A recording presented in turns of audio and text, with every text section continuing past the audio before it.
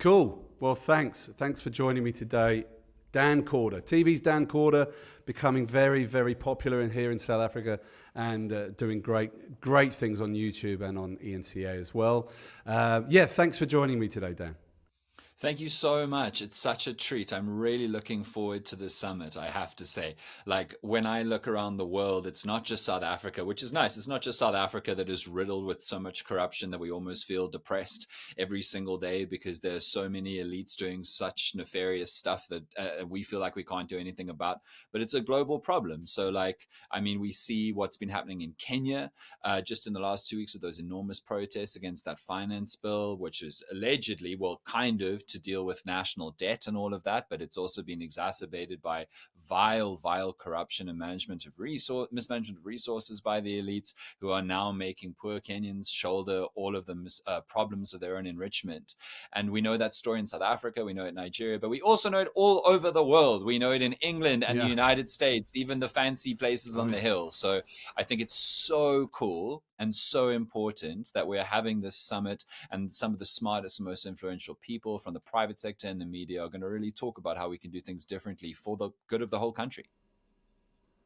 Absolutely. I couldn't have put it better myself. Yeah. And look, we're delighted to have you as part of it as well, Dan, and emceeing and effectively coordinating the 2 days. I think, it just came at such a good time when we were approached by UJ to help them organize it by Dries Pretorius, the general counsel. And what I really liked about what he was saying when we sat in his office talking about, corporates coming together, the corporate world, the media world coming together to combat corruption and make South Africa, or corporate South Africa, a better place. One of the things he said, which I really liked, was, if not now, when, and if not, UJ, then who? And I thought that was a really nice line. And then very quickly, literally within days, I started watching more and more of your YouTube channel, and I thought, this is the guy to be the face of it, the figurehead, because you've got the right tone. You're exactly, just what you just said there as well is exactly what we're looking for, in terms of South Africa can be a great place if we pull together and rid it once and for all of the corruption. So look, it's on September the 5th and 6th, so we're about 9 weeks away. It's coming together very, very nicely. I mean, the panelists are, like you just said there, the top business people in the country. We're going to have probably 400 or so people each day packed into that theatre. Is there anything that you're going to want to, think about and cover, or see being discussed in particular, in your role as someone in the media? Yeah, definitely. So, from my position, I guess, in the media and as a lay South African who has got no business bone in my body, I'm the child of two academics who never told me that I needed to make money for any reason, because it would be fine. You just go hang out at the university for your whole life.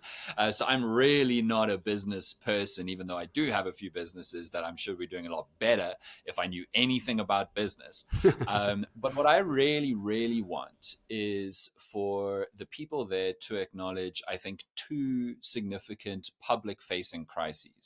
The first is that the South African public has a deep distrust of corporate. And the second is that the South African public has a deep distrust of media. I mean, we're a country that has come off the back of widespread and potent disinformation campaigns. We're a country that has watched in real time some international, globally validated and glorified corporates get into bed with rampant and awful state capture. We have really, as a nation, I think, publicly been rocked by this idea that the media is bought off and the corporates are complicit in government evil and corruption.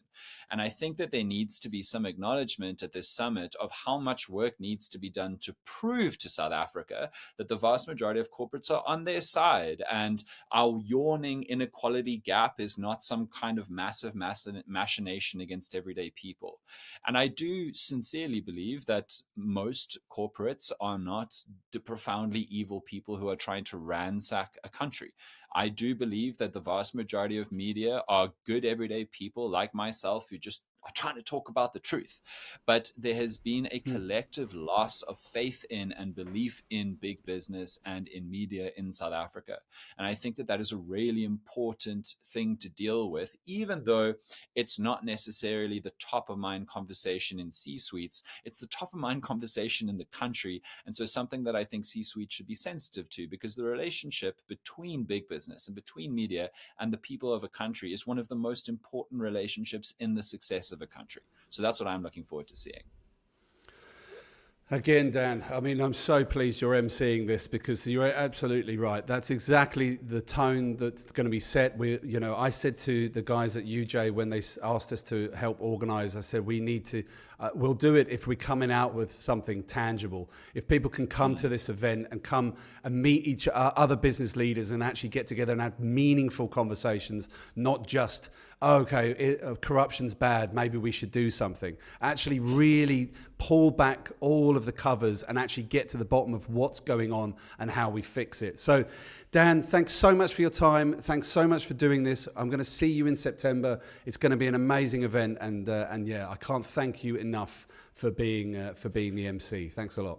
Well, I mean, thank you guys so much. Like, I really, really think it is worthwhile and important work. And I also just noticed, completely happenstantly, that if you're watching this, I'm wearing a UJ colored jersey, which is something I did not realize going in. But shout out to UJ for hosting. Brand loyal. Love it. Brilliant. Yeah, yeah. Well, thanks a lot, Dan. Cheers.